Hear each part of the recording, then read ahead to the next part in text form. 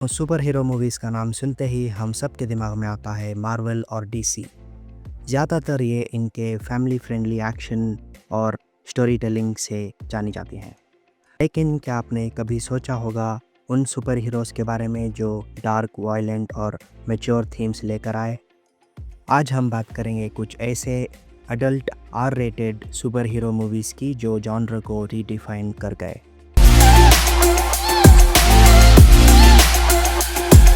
शुरुआत करते हैं स्पॉन से, जो एक एंटी हीरो स्टोरी है।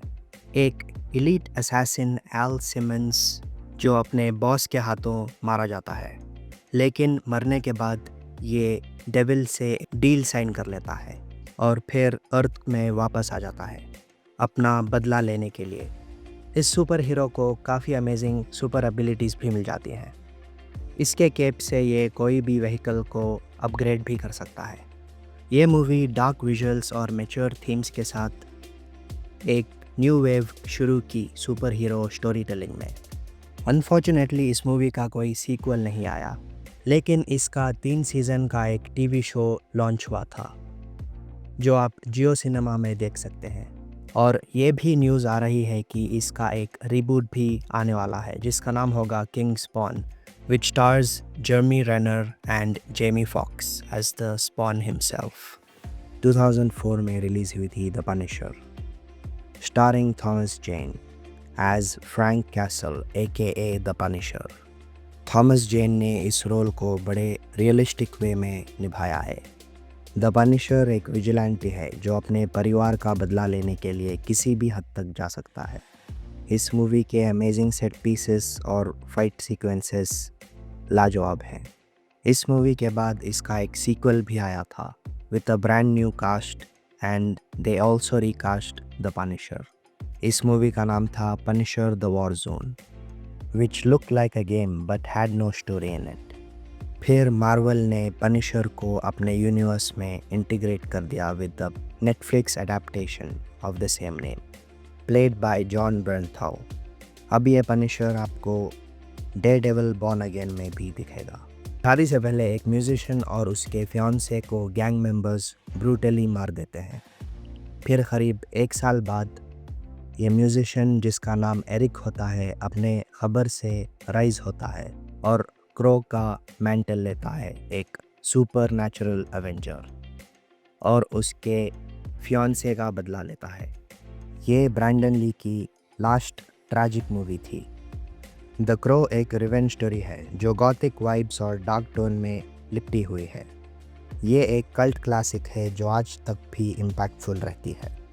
इस मूवी के 2 सीक्वल्स भी आए थे, द सिटी ऑफ एंजल्स और सैल्वेशन, जो अलग अलग क्रोस के कहानियाँ बताते हैं, लेकिन 2 भी फ्लॉप हो गई बॉक्स ऑफिस पर क्योंकि वो ओरिजिनल का चार्म नहीं रख पाई। फिर 2024 में द क्रो का रीबूट आया था जो अमेजिंग तो था, लेकिन द क्रो की लेगेसी पर लिव नहीं कर पाया। अगर इसका नाम कुछ और होता तो शायद बॉक्स ऑफिस पर चल जाता था।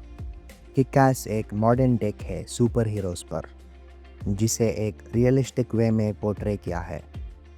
ये स्टोरी एक रेगुलर टीनेजर की है जो बिना सुपर पावर्स के सुपर हीरो बनने की कोशिश करता है।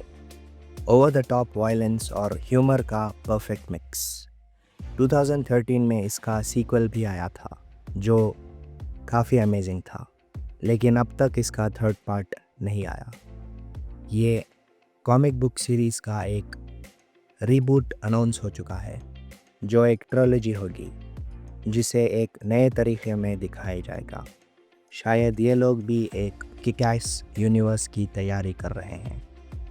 Only time will tell. अगर आप लोगों ने बॉयज़ टीवी सीरीज़ देखी है तो आप कार्ल अर्बन को भी जानते होंगे। इन्होंने अपने लाइफ में कई रोल्स प्ले किए हैं। उनमें से एक है ड्रेड, जो एक सुपर कॉप होता है। ड्रेड जो 2012 में रिलीज़ हुई थी, वो एक रीमेक है जज ड्रेड की, विच वॉज रिलीज्ड इन 1995। ये मूवी एक विजुअल ट्रीट है।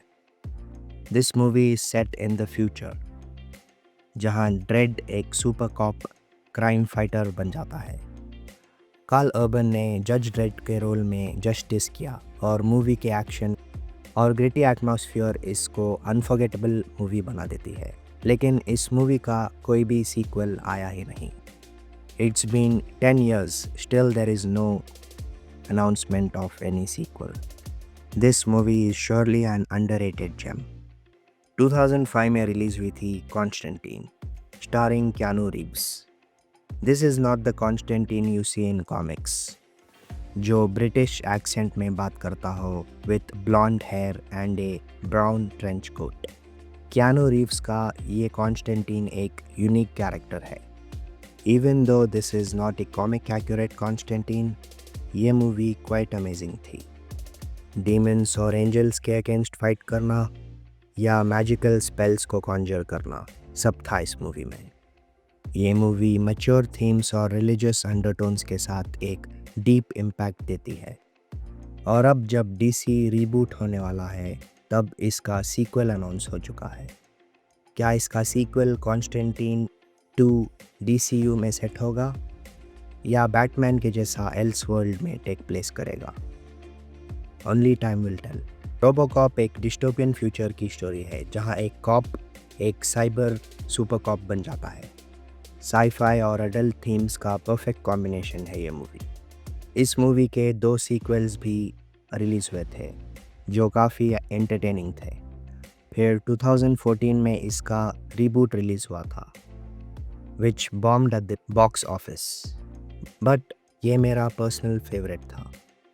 काश हमें इसका सीक्वल मिलता। लेकिन अगर आप इसके फ़ैन हैं तो आपको इसकी टीवी सीरीज़ देखने को मिलेगी अमेज़ॉन प्राइम पर। डीसी यूनिवर्स के मास्टरमाइंड जेम्स गन, जिन्होंने guardians of the Galaxy trilogy direct की थी, इन्होंने एक और सुपर हीरो डायरेक्ट की है उनके अर्ली करियर में, जिसका नाम था सुपर।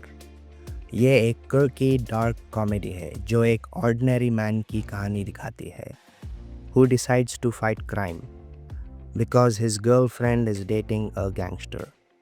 बस ये है स्टोरी मूवी की। लेकिन ये मूवी सुपर हीरो ट्रोप्स का एक अनकन्वेंशनल टेक है। 2019 में रिलीज हुई ब्राइट बर्न इस मूवी का कनेक्शन बताती है और एक लार्जर यूनिवर्स का हिंट देती है, लेकिन आज तक कुछ भी इसका मटेरियलाइज नहीं हुआ। नंबर 1 पर जाने से पहले एक ऑनरेबल मेंशन।